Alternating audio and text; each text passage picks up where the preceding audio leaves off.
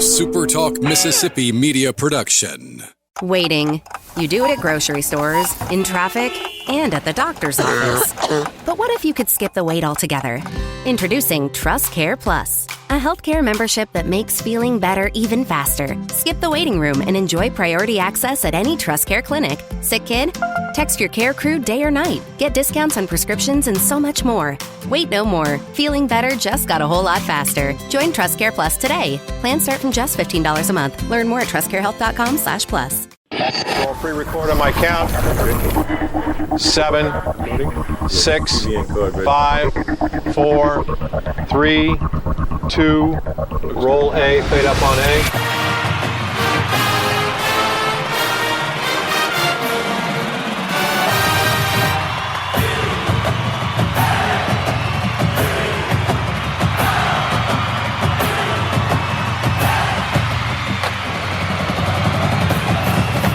Southern Miss to the top. You're tuned in to the Eagle Hour. Well, let's go. Friday edition of the SuperTalk Eagle Hour is on the air around the SuperTalk Radio Network, online, wherever you're tuned in. We're glad you're with us. Got a good show for you today as we wrap up another week. Patrick Magee is about to join us from New Orleans, and New Orleans Saints football is about to kick off. We're going to talk to him about that.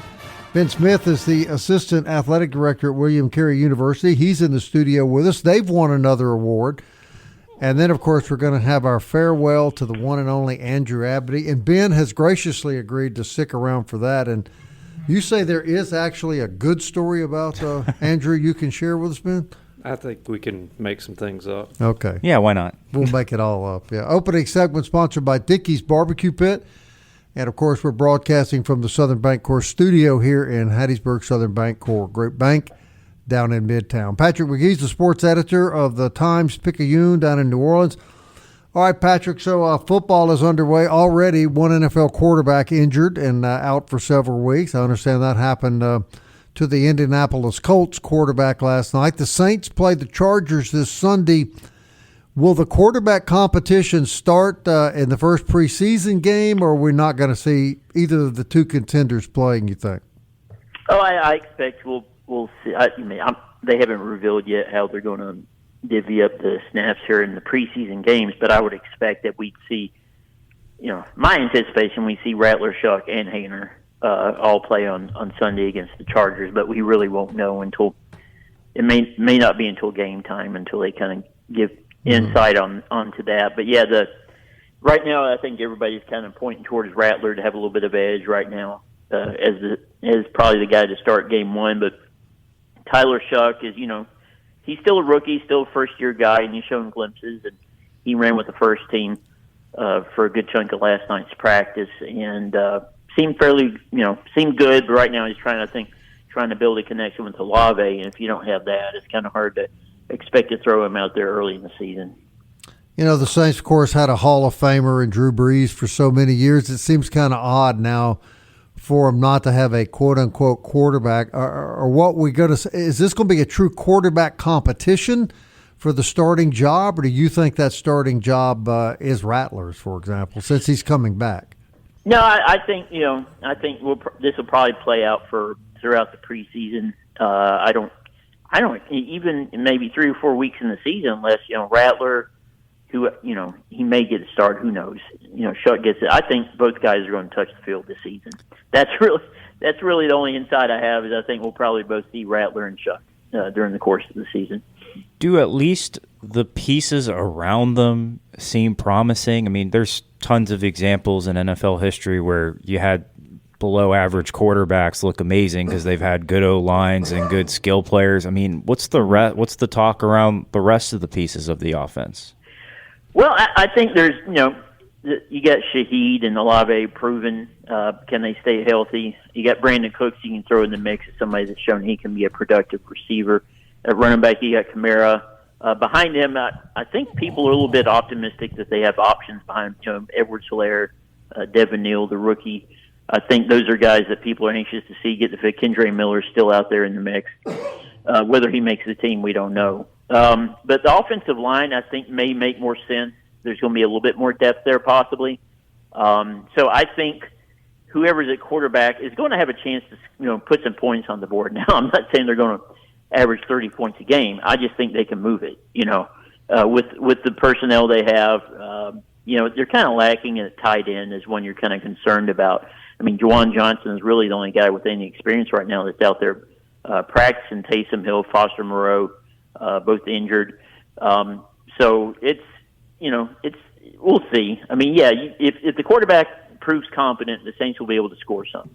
I mean, is Kellen Moore's offense, I mean, I know you probably won't know this until at least week 4 or 5, or at least have an idea of it, but I mean, does it gel for the pieces that they have? I mean, what's the feeling with that of how they're settling in with this new offense? I don't think anybody's doubting that Moore knows what to do with the pieces he has. Throughout his career, he's shown he can do that. I mean, in Philadelphia last year, he about had a perfect season as an offensive coordinator. So I that's where, kind of the confidence comes from.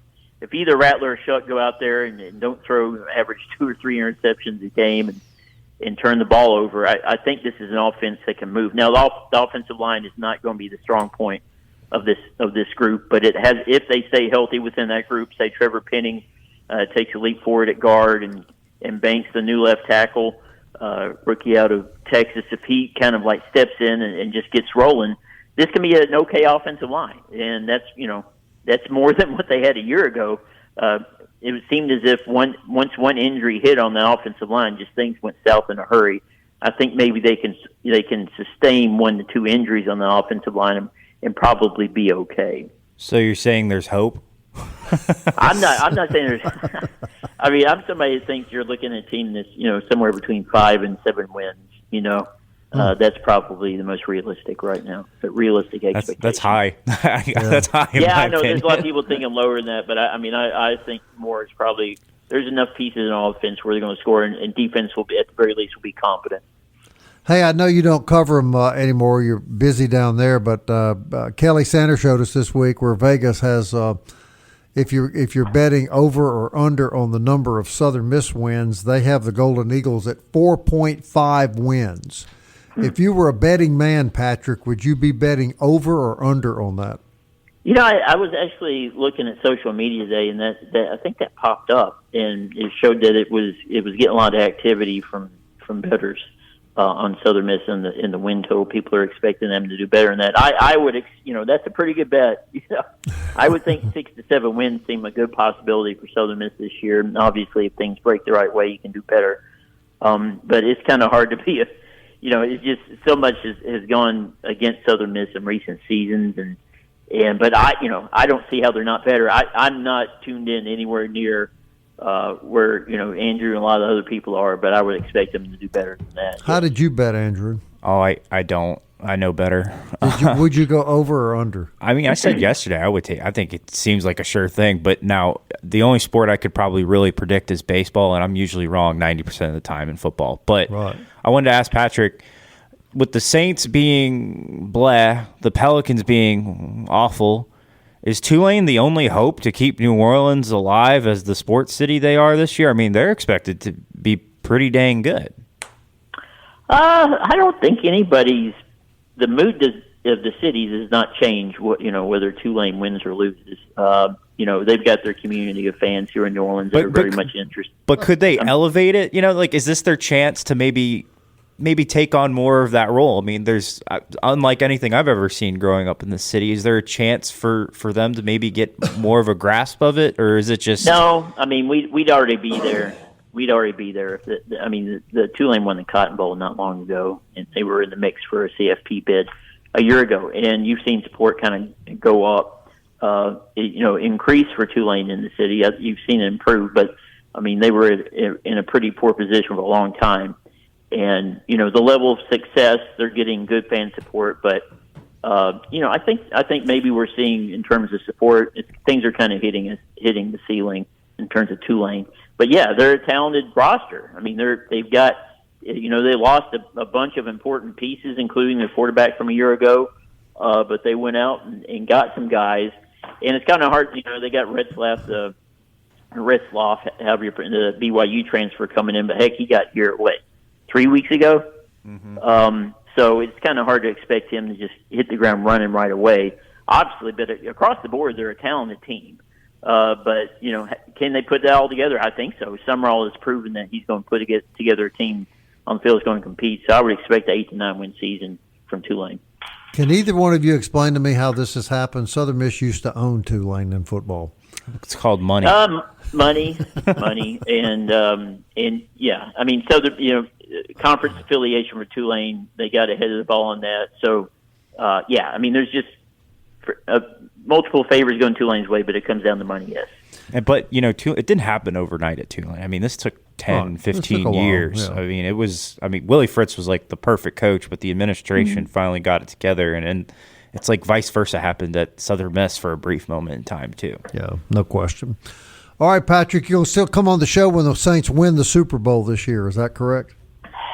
I'm not taking part in that silliness, so y'all can move on to the next segment. All right, Patrick. Thanks, buddy. Talk to you next week. All right, later, guys. Patrick Magee so that's silliness, huh, to talk about the Saints in the Super Bowl. Yeah, I'm going to agree. Okay. Yeah, you're a Saints guy, right? Yeah, unfortunately. Yeah. All right, when we come back, William Carey wins a lot. They do, more than the Saints these days. Yeah, and Ben Smith's the assistant AD, and he's going to take full responsibility for all the success next. Stay with us.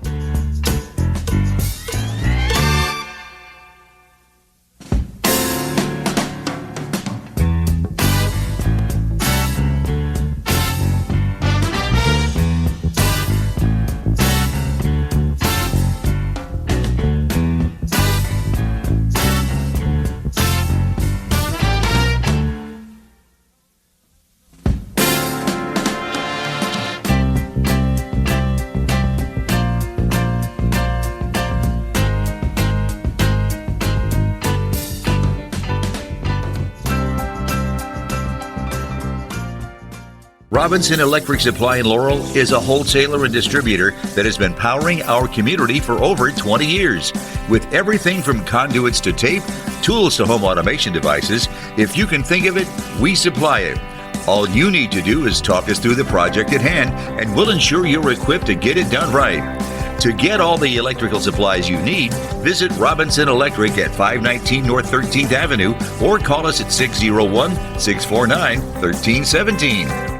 Hey, Southern Miss fans, TrustCare Health is proud to support the Golden Eagles and help keep our community in top shape, whether you're cheering at the Rock or the Peak. TrustCare has your back with convenient walk-in clinics and top-notch care for your urgent, primary, and kids' care needs. From game day injuries to everyday health needs, TrustCare is your go-to team. Visit us in Hattiesburg and Laurel, and let's keep the spirit of Southern Miss soaring to the top. Visit TrustCareHealth.com for more details. TrustCare Health. Feel better faster. You're tuned in to the Eagle Hour. The Eagle Hour. Southern Miss to the top. Hey, welcome back. Glad you're with us on a Friday afternoon. Thanks to Patrick Magee down in New Orleans for joining us. MCS Home Center is out of Bellevue. We'll be out there in a couple of weeks. The week before the opening football game. It's a brand new state-of-the-art, beautiful home improvement facility with everything you need for home construction, home remodeling, flooring, painting, lawn and garden care. MCS Home Center, 7329 US 98 West in Hattiesburg. Encourage all of our Eagle Hour listeners to do business with those good folks. And while you're at it, don't forget about the podcast. It's on Apple, Audible, Spotify, Stitcher, TuneIn, YouTube, or you can tell Alexa or Siri to play the SuperTalk Eagle Hour. This segment sponsored by Campus Bookmart as we welcome Assistant Athletic Director, William Carey University, Ben Smith, into the studio. Ben, good to have you here, man. Thanks. Glad to be here with you guys today. All right, second year in a row, William Carey wins the highest winning percentage of any athletic department in Mississippi. Kind of lay the groundwork there for us. All right, so it's based off of sports that keep a win-loss record. And at the end of the year, it's all tallied up, and for us, our winning percentage as a department as a whole was 73.8%. Mm-hmm. The next closest was, I think it was Mississippi State at 61.5, and Ole Miss was 61.3. You don't need to say Southern Miss, as we know it was low this year. Yeah. You're throwing football and basketball in there, aren't you? Tough year, but good. There's obviously really good collegiate competition across the state. We've got some really good athletic teams in the state, and we're proud at William Carey of what we've been able to accomplish, and trying to figure out a way to keep that rolling. Well, there's no question William Carey has just enjoyed a ton of winning in the athletic department. Is there any 1, 2, 3 secrets to this that have helped you guys enjoy so much success? I think the first one's always support from administration. Obviously, without that, you don't get the things that you need to have successful teams. And I think the next one would be the longevity of our coaches. I think we've got 5 coaches on staff that have all been there for over 15 years. They've been able to retain their assistants for the most part. And when you have that kind of continuity year in and year out, and all those people understand the expectations, I think it makes it a lot easier. We're talking about Southern Miss. Southern Miss football is a great example of that. Since Coach Bauer, how many head coaches have we had at USM since then? Mm-hmm. And it's hard to sustain winning, I think, when you've got a lot of changes going on in your department. Right, you got 2 in particular, your baseball coach and your basketball coach, both in their respective sports, the winningest coaches in state history. Right. Now, Coach Knight has told me before that means he's just coached a long time. I think there's a lot more to it than that. That's the same thing Coach Alford says. Yeah, but, I mean, how unusual would that be to have your basketball and baseball coach, both there 20-plus years? More than that, more than 30.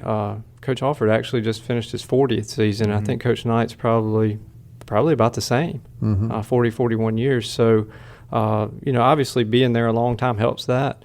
But it's not like they got these records winning 10, 12 games a year. Basketball teams perennially winning 20 games. Baseball's winning 35 to 40 every year. Well, so Bobby's only had 1 losing season. Yes. Is that Which was right? post-COVID, wasn't it? No, it was right before COVID, and I don't want to talk about that. But still, in, right. in 39 years to have one, which was only like a game or 2. Right. And I'll tell you what happened. We talked about some eligibility stuff earlier. We got behind the 8 ball that year. We had some players that didn't clear eligibility at the beginning of the season. And we started out the season like 3-7, I think, and we just never could climb out of the hole. And for context, I mean, Carey operates out of the trimesters, so you guys have different eligibility you're getting out of that. So have had eligibility requirements that are different than what probably all the other schools in the state are dealing with, which is kind of makes it more remarkable. Yeah, some sports would have to recertify eligibility twice during their season. That's crazy. And that was tough sometimes because, like, we could have we'll just use baseball as an example. We could have a baseball player that was eligible for the winter trimester, which was about October through February. And he could play in, you think, the first 10 to 12 games. But then if he failed a class during that winter trimester, he'd miss the rest of the season. Or vice versa, you could have him ineligible for the first 10 or 12 games, but then eligible for the rest of the season. So it was tough. But this year we're actually, this is the first time, I think, since the mid-'90s that we're going back to a semester system. What made them do that? That's a question above my pay grade. Okay. Not sure.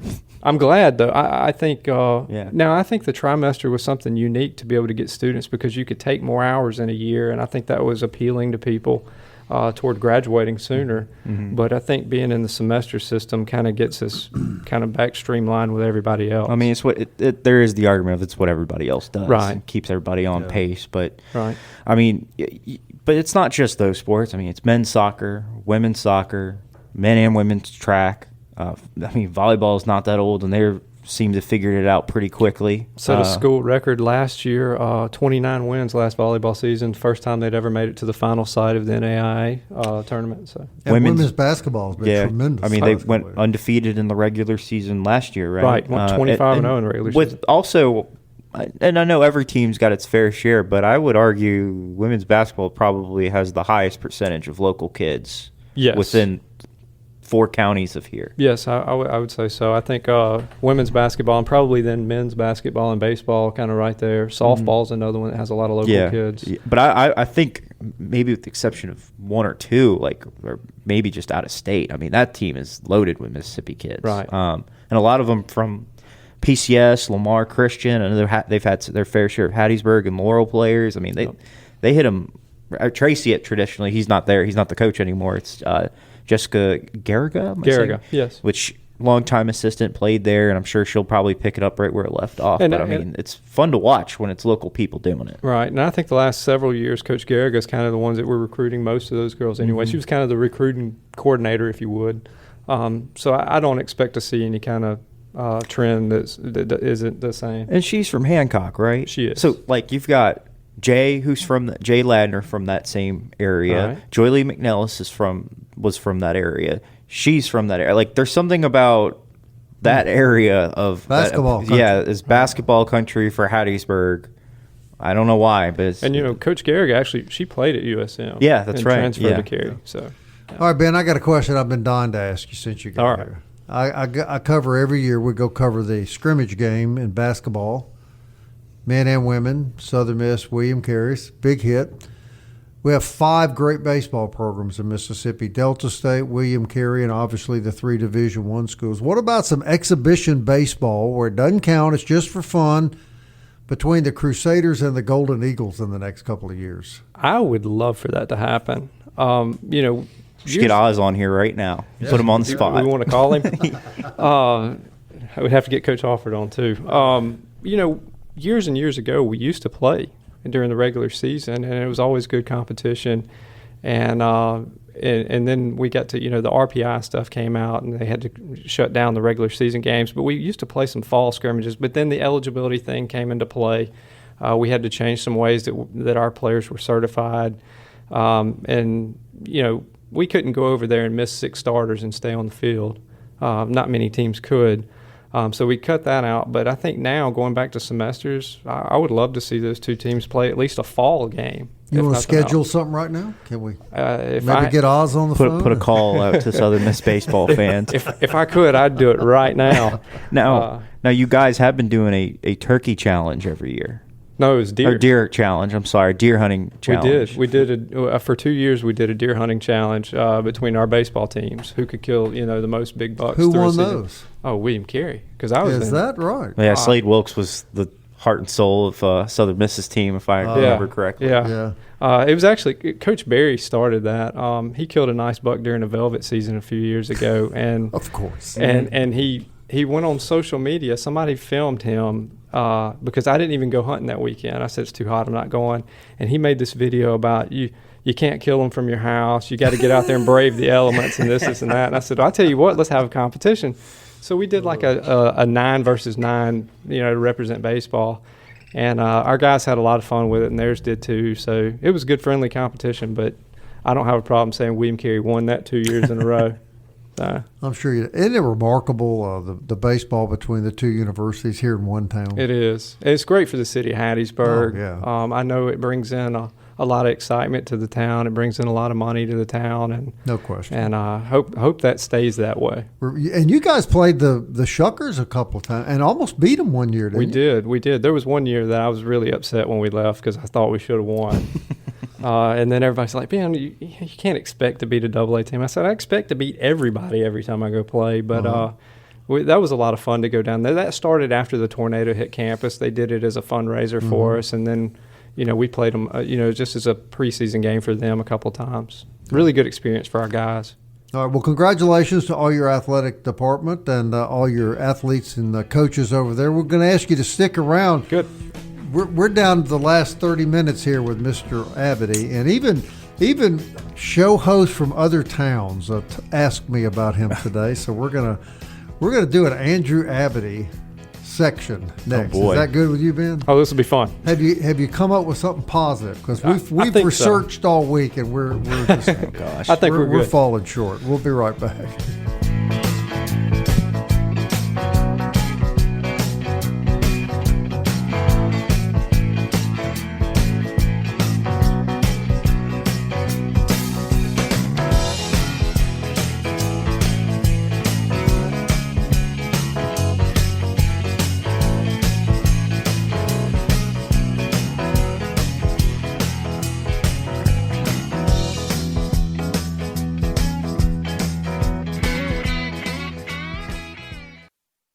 Southern Miss to the top. To the top. You're tuned in to the Eagle Hour. All right, welcome back. Super Talk Eagle Hour Friday edition on the road. We appreciate you joining us today. This segment sponsored by 4th Street Bar and Grill right there in the shadow of the rock. Be a great place to go get a good meal tonight. Catch all the ball games over the weekend. Enjoy the camaraderie and some cold drinks. And always the fun. Fun place to be, 4th Street Bar and Grill. Or you can go to Magee Beignet, order up some fresh beignets. They're at 2902 Hardy Street in Hattiesburg, and get some great coffees to go with it. And that'd be a good combination, Andrew. Lunch at 4th Street and desserts at Magee Beignet. I mean, what more can you ask for? You couldn't disagree, could you? Nope. All right, Ben, I'm glad you're here with us today. This will be the official last 20 minutes that Andrew Abadie participates in the Eagle Hour. Oh, final act of sports, anything. And so how are you feeling today, Mr. Abadie? It hit me more in the beginning of the week. Now it's like I'm trying to just get through the move. You know, I'm still packing and all that fun stuff. But, yeah, I mean, like when I got here in 2016 as a wide-eye freshman, I never thought I would be happy to say I did 9 years here and could have kept going if, you know, things had lined up the way you'd like to. But, you know, it's the classic case of if I made enough, I would probably never leave. I think I've said that a lot to a lot of people, and so many times people are like, I completely get it. And but yeah, it's bittersweet to leave. I'm going to miss it. I know I'm going to be paying attention. Yeah, well, let me share this with you. I was invited to be on a Macomb sports talk show this morning called Chasing Foul Balls. Robbie Hamilton, Neil Randall, and Reese Nunnery are the three hosts of that show. We were talking about Southern Miss, but they were very, very familiar with the Eagle Hour, and they were very familiar with you and your writing, and reminded me that a tough void to fill. So your reputation spread beyond Hattiesburg, it seems. Well, you know, I can't speak on that too much. I was just grateful to have a really good group of guys that were here when I was coming up that I got to learn from. Kamal Petro, who used to have my job, Jason Munns, you know, even Heath Hinton when he was working at WMXI, and, you know, tons of people at USM through the years. Chuck Cook, who was a great professor. He's retired now. And I know I'm leaving people off. Even my buddy Taylor Curette, who was at WDAM for a long time with me, he hung it up earlier this year and got out of the biz. But, you know, there's a lot of people I got to learn from. That's just here. There's tons more throughout the state that I know. Rick, the Clevelands, my gosh, they kind of took me under their wing with trying to know the lay of the land. You know, Alan Hinton, who was a longtime sports editor out here, would help me out with the old time stories. I mean, it's not me. I don't want to say it was me, but I was fortunate to have a lot of people, even freelancers, people who would do stuff free for me to be able to do things the way I wanted to at the level I wanted to. I always wanted to give this place the big paper feel, the big city paper feeling in a town like this, because, I mean, they love sports here. But let me throw this out real quick. This was just sent to me, and I know you covered this guy. I want to get this on there. Landon Harper, former Golden Eagle, throws a complete shutout game last night for the Columbus Clingstones, and the first time in that team's history that a pitcher has done that. So he's doing fun news and notes. Well. Yeah, he's a good guy. Yeah. All right, Ben, were you able to rack your brain and come up with something positive about Andrew? Sure. Yes, but before I do, I was thinking about something. You were talking about all the people that you have learned from and that have poured into you. Also, you kind of came to Hattiesburg at a good time for sports. You think about all of the high school football teams and baseball teams and softball and volleyball and all those things in this area that have been so successful over the last few years. And now while you've had to run around – I mean, I know. We talk regular, and it's like this guy never sleeps. But, you know, you kind of hit it at a good time for athletics in this area, and that had to have helped. That and the catch-22 or the bittersweet part of it is media has receded here drastically through the years. And, you know, that coupled with that I think has, I don't want to say helped, but I think played a role. At least I wanted to make sure this place got what it deserved. But I thought those two, that is 100% true. I mean, this year in high school baseball, every team had a winning record. Right. I was about to pull my hair out. But, yeah, it's true. And then you look at all the colleges here. I mean, people care. And that's the nice thing about, like, a community here. I mean, they want coverage. They need, and I think they need and deserve it, as well as any place. But, it's a sports-hungry town, and it's been fun. And let's be totally honest with what was really the catalyst in your success was the outdoor column each week. Well, yeah. So fun story about Ben. Ben was my outdoor columnist, and actually we used to have Phil DeFata who did it for a long time, and he just kind of hung it up. And I had them briefly for like maybe 6 months, and I was like, "Dang, man, I'm gonna lose this." And then Ben kind of kept it perfectly, and it's been fun to watch your stuff. Pinstripes to Camo, shout out. I appreciate it, and I've enjoyed doing it. And for everybody listening, I'm really appreciative of you because you were the first person that gave me an opportunity to have a column, and so without that, I'd probably just be, fishing with nothing to write about still. Well, so appreciate it. It's good stuff. Bob should read it. Oh, I will. Yeah, I will. I didn't realize y'all had that history together. Yeah. And I don't lie too much in there. Most of the time, I tell the truth. But that's the point of being a hunter, is that you do lie. Like, that's part of it. That and being a fisherman. Yeah. Right. Yeah. Fishermen are the most notorious liars in the world, right? Next to journalists. Huh? Next to journalists. Yeah. Well, you're right about that. So, as you pull out Tuesday, what will be uppermost on your mind about your career here?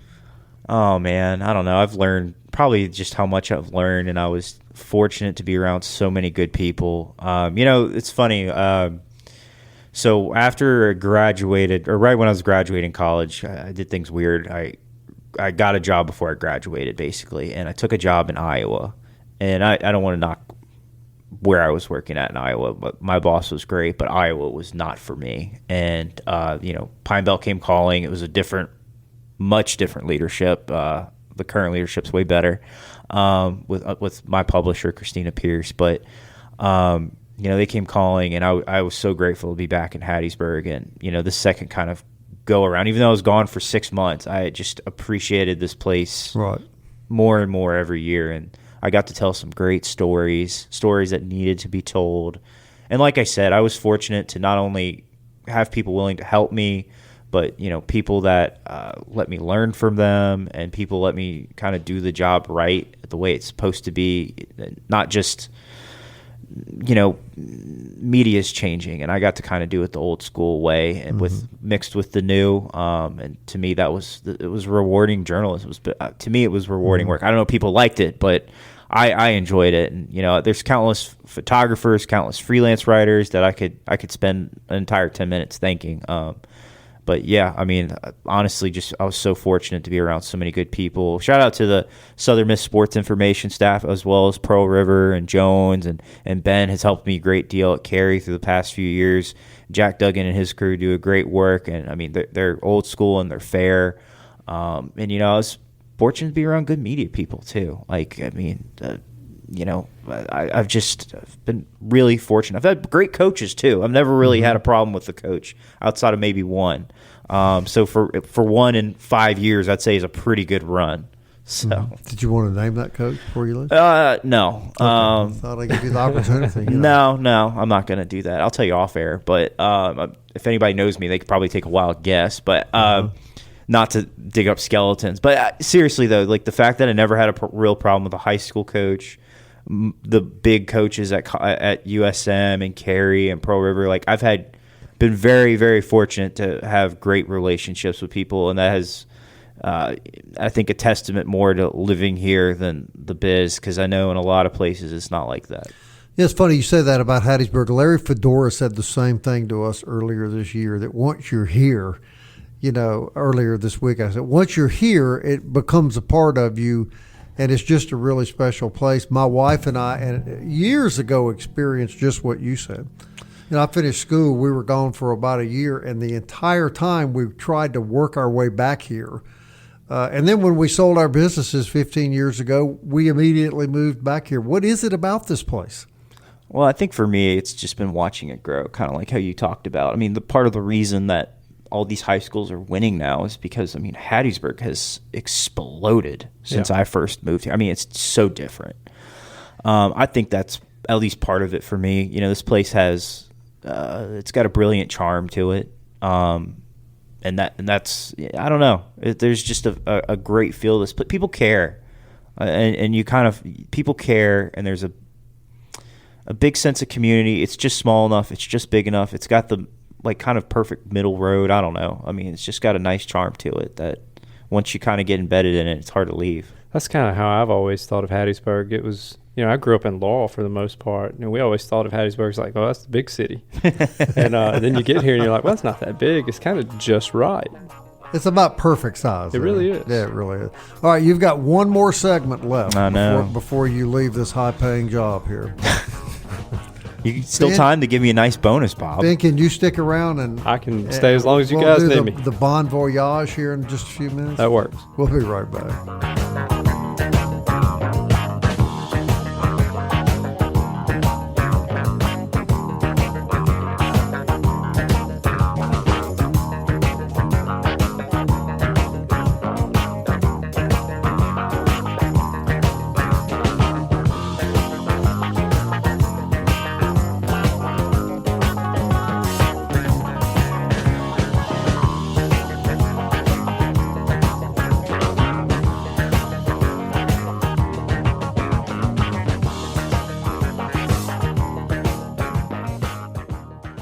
Robinson Electric Supply in Laurel is a wholesaler and distributor that has been powering our community for over 20 years.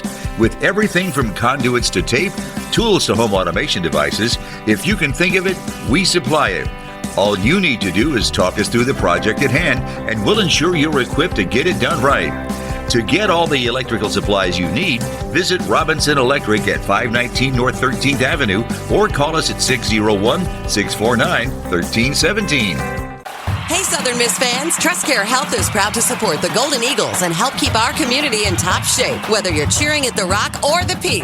TrustCare has your back with convenient walk-in clinics and top-notch care for your urgent, primary, and kids' care needs. From game day injuries to everyday health needs, TrustCare is your go-to team. Visit us in Hattiesburg and Laurel, and let's keep the spirit of Southern Miss soaring to the top. Visit TrustCareHealth.com for more details. TrustCare Health. Feel better faster. The Eagle Hour. Southern Miss to the top. Hey, DBAT sponsors the last segment of our program every day. State-of-the-art baseball, softball training facility down on Hardy Street. Great place for adults, too. They have all kinds of really qualified trainers can help you be the best in your sport, no matter what that may be. Pine Belt News, now without Andrew Abadie, but it's still a great place to keep you informed, a great source of news and sports coverage in the Hattiesburg area, as is their signature magazine. $35 a year for an in-home subscription, $55 annually if you live out of Forest and Lamar counties. And Dima Mixon has replaced you, so he's assuming the obligations you have for cutting grass and stuff this summer for the subscribers. It's all Dima's problem now. Dima Mixon, is the replacement, right? Correct. He's on the job and you're off the job, and correct. You're headed out when, Andrew? Sunday the U-Haul gets loaded up. I hit the road Monday, and then Tuesday by Thursday. I mean, I've written a couple things, but by Thursday I'll be full blown Florida Gator coverage. All right, now Ben, I don't want to be too nice to him before he leaves because I have a reputation of being a jerk to keep up. But Andrew caught my eye couple of years ago when I started reading some of his stuff, and I'd see him at ball games and stuff. So when the opening came up here, it was really kind of a no-brainer for me to reach out to him because I really have admired how diligent he covered sports here in the Pine Belt.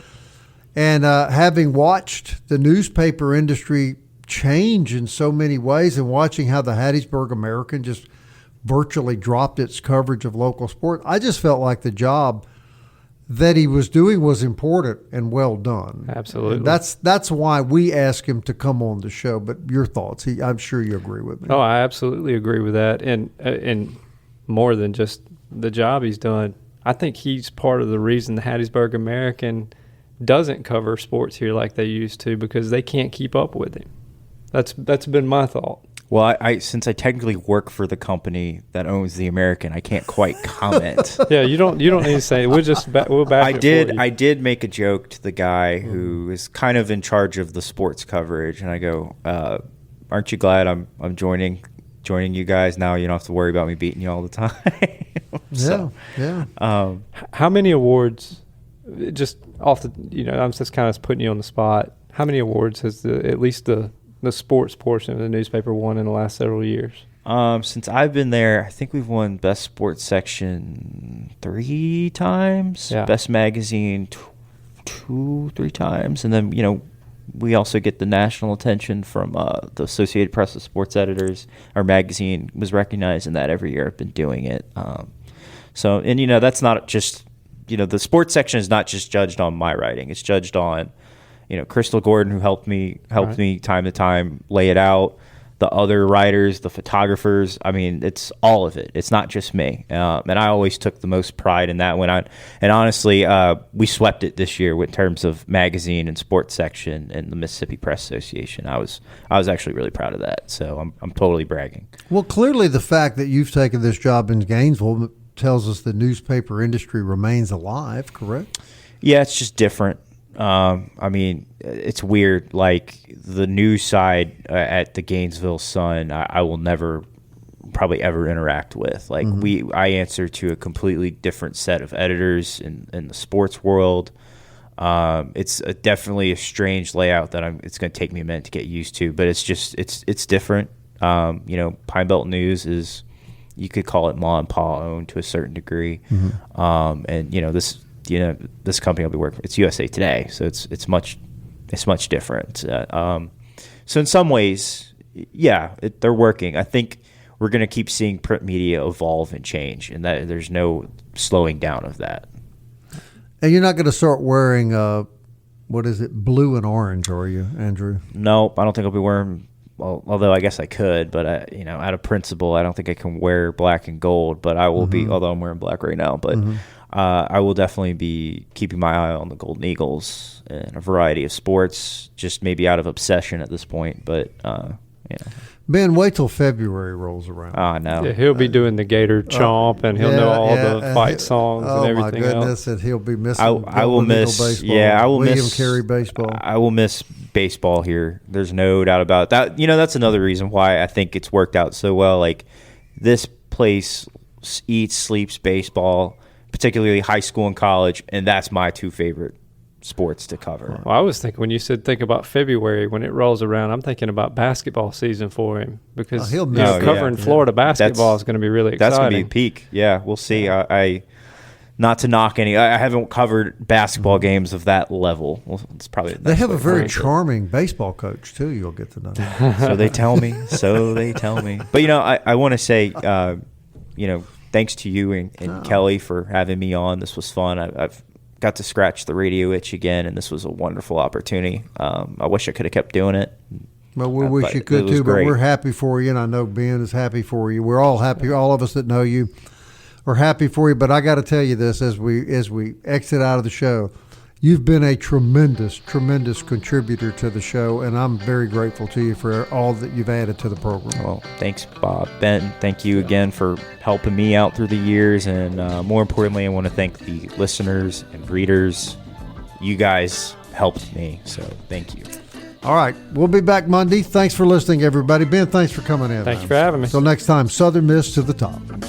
Into the future.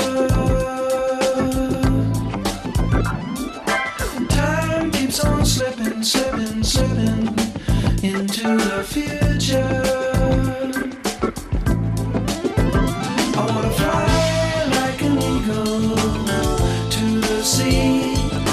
Fly like an eagle, let my spirit carry me. I want to fly like an eagle till I'm free.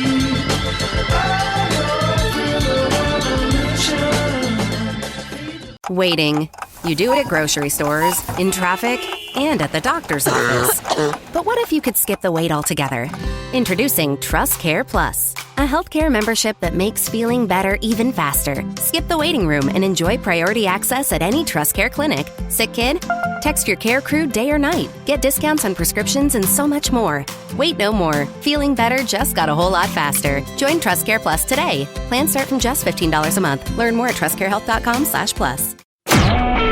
A SuperTalk Mississippi media production.